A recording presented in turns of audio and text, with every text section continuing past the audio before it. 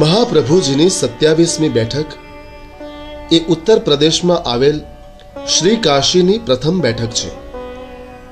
અલ્હાબાદ અને મોગલ સરાય વચ્ચે Kashi railway station આવે છે. શ્રી કાશી નગરીમાં શેઠ શ્રી પુરુષોત્તમ દાસના ઘરમાં બિરાજતા બેઠકજી એ શ્રી મહાપ્રભુજીના 27મા બેઠકજી છે. શ્રી મહાપ્રભુજી દરેક પૃથ્વી પરિક્રમા પૂરી કરીને કાશી પધારતા હતા અને ત્યાં થોડાક મહિના મુકામ કરી ફરીથી બીજી પૃથ્વી પરિક્રમાનો પ્રારંભ કરતા હતા. ઉત્તર પ્રદેશમાં આવેલું કાશી ખૂબ જાણીતું છે. આ કાશી શહેરમાં શ્રી મહાપ્રભુજીના પિતાશ્રી લક્ષ્મણ ભટ્ટજીના સેવક ચૌડાનગરના લાલ કૃષ્ણદાસજીના પુત્ર શેઠ પુરુષોત્તમદાસ રહેતા હતા. તેઓ કાશીના નગર શેઠ હતા. એમ કહેવાય છે કે તેમની પાસે 56 કરોડ રૂપિયા જેટલી વિપુલ ધનરાશિ હતી. કાશીનો રાજા પણ તેમનું માન રાખતો હતો અને અવારનવાર તે કાશીના રાજાને ધનની મદદ પણ કરતા. શ્રી મહાપ્રભુજીએ જ્યારે પહેલી પૃથ્વી પરિક્રમા કર્યા પછી કાશીમાં મુકામ કર્યો ત્યારે આપશ્રી એક દિવસ સવારે ગંગા સ્નાન કરી સંધ્યા વંદન કરતા ઘાટ પર બિરાજ્યા હતા. તે વખતે શેઠ પુરુષોત્તમદાસ ત્યાં સ્નાન કરવા આવ્યા. શ્રી મહાપ્રભુજીના દર્શન કરતા જ તેમને અલૌકિક સ્વરૂપના દર્શન થયા. તેથી તેમણે ત્યાં આવીને દંડવત કર્યા અને પોતાને શરણે લેવા વિનંતી કરી. આપશ્રીએ તેમને સ્નાન કરી આવવા આજ્ઞા કરી અને તેમને શરણે લીધા. પુરુષોત્તમદાસની વિનંતીથી આપશ્રી તેમને ઘેર પધાર્યા. તેમની દીકરી અને પુત્ર ગોપાલદાસને શરણે લીધા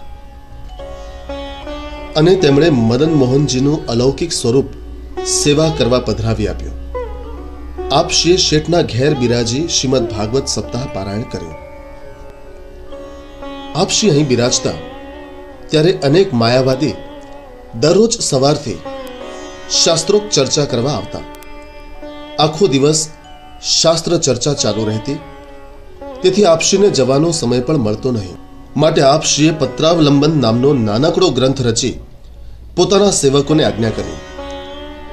આ ગ્રંથ શ્રી કાશી વિશ્વેશ્વર મહાદેવજીના મંદિરના દ્વારે ચોંટાડો અને તે વાંચીને જે બ્રાહ્મણને શંકા રહે તે જ શાસ્ત્ર ચર્ચા કરવા આવે.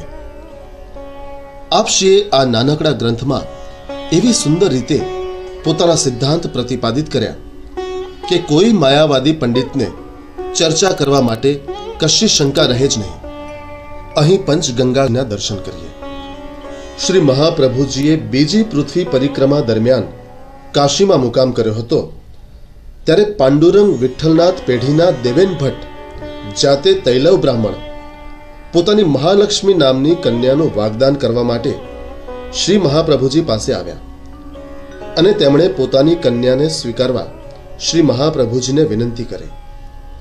શ્રી મહાપ્રભુજીએ કહ્યું, આ બાબતમાં તમે અમારા શ્રી માતુચરણ સાથે વાત કરો. આપશ્રીએ પોતાના શ્રી માતુચરણ શ્રી ઇલ્લમા ગારોજીને દક્ષિણમાંથી બોલાવવા શંભુ ભટ્ટને મોકલ્યા અને આપ બીજી પૃથ્વી પરિક્રમા કરવા આગળ પધાર્યા.